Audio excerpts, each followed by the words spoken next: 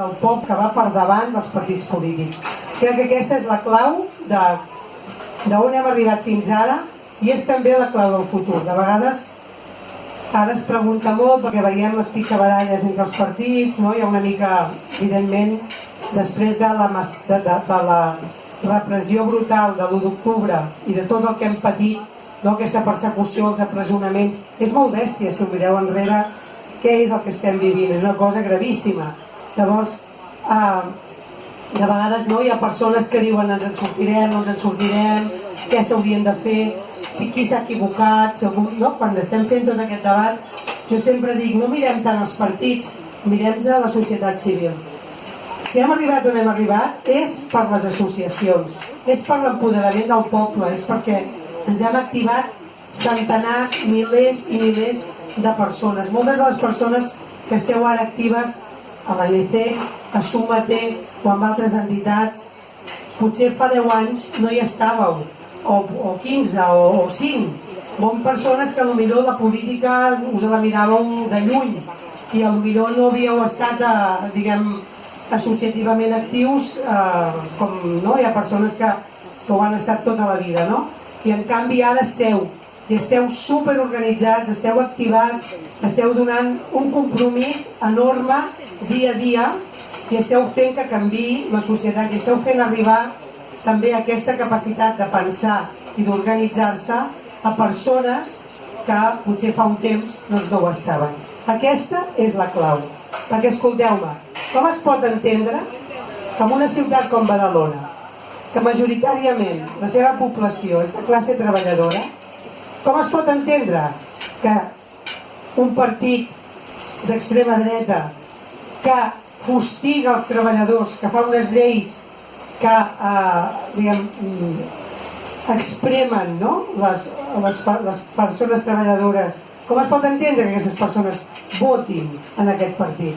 Com es pot entendre que el cinturó metropolità, el cinturó roig, antigament, el 21 de desembre votés majoritàriament Ciudadanos, que és un partit neofeixista, per no dir feixista directament?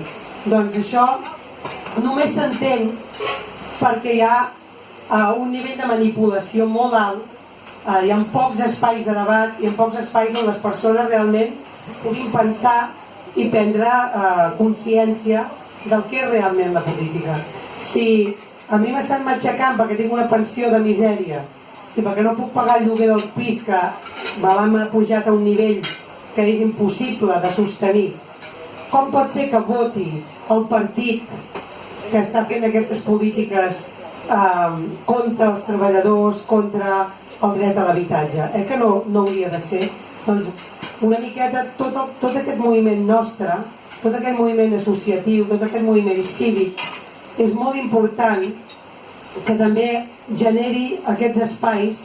Jo vull recordar una mica la campanya, com vam fer la campanya Ara és l'hora, que anàvem a les cases i anàvem pel carrer sempre per fer adonar de com podria ser millor la vida que tindríem si féssim un país nou, no? Si féssim un estat nou, si féssim una república catalana.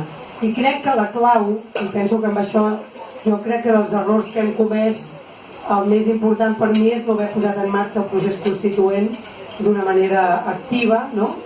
Perquè penso que la manera de que tothom vegi que en una república hi guanyaria seria si realment pogués constatar que això no va de moviments identitaris, que això no va de temes nacionalistes, sinó que això va de tenir una organització política, social, econòmica, de drets humans, no? de justícia, de llibertat, que afavoriria molt més els drets de tothom, sense exclusió i resolent, no? Perquè si no, quina gràcia, no? Si hem de fer un país nou per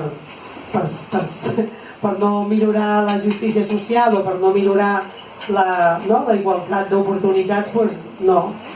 La gràcia seria, i per això crec que aquest pas de començar a debatre sobre que tothom veiés, que s'allargui, que s'extengui el debat, que arribi absolutament a tothom per trencar l'estereotip, per trencar el prejudici, per trencar aquesta imatge tan greu, i això dol molt, i també us volia dir, no?, que jo crec que tots hem hagut d'aprendre a gestionar la ràbia, a gestionar el dolor. A nosaltres ens passa ara, en el moment que vivim a la ciutat, a Badalona, no?, perquè fa moltíssima ràbia el que ens ha passat, perquè són els últims mesos i ara doncs, estan passant coses que diuen moltes mentides, no?, i això fa molt de mal, no? Ens equivocaríem molt si ens quedéssim en aquesta ràbia, en aquest dolor, en aquesta tristesa de tot el mal que ens han fet, perquè això no ajuda a fer passos endavant.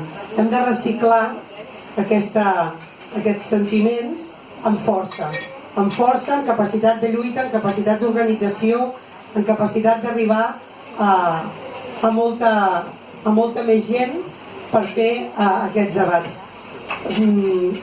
Quan feia poc que hi havia hagut l'empresonament dels nostres presos polítics, em va arribar la informació d'una persona que havia anat a visitar el Jordi Sánchez, no, en aquest cas era el Jordi Cuixart, disculpeu, que va dir, perquè allà a la presó només veia les teles espanyoles, evidentment, no? I va dir, he arribat a agafar-me mania a mi mateix de la imatge de mi que donen a les teles, no? I el conseller Rull, que va venir a l'entremig, aquest temps que van estar en llibertat, recordeu que van estar un temps en llibertat, va venir a Badalona amb un dinar que hi havia del moviment associatiu empresarial, bé, un dinar molt bo, per cert, es fa poc al pop a la Badalonina, és un pop amb all i oli, us recomano, que algun dia potser haureu de fer un sopar amb aquest pop. També va dir exactament el mateix, va dir públicament en aquell dinar, va dir, només he vist les teles, evidentment les que podem veure des d'allà, i he entès perfectament que ens odiïn. He entès que ens odiïn perquè el que diuen de nosaltres és espantós, no?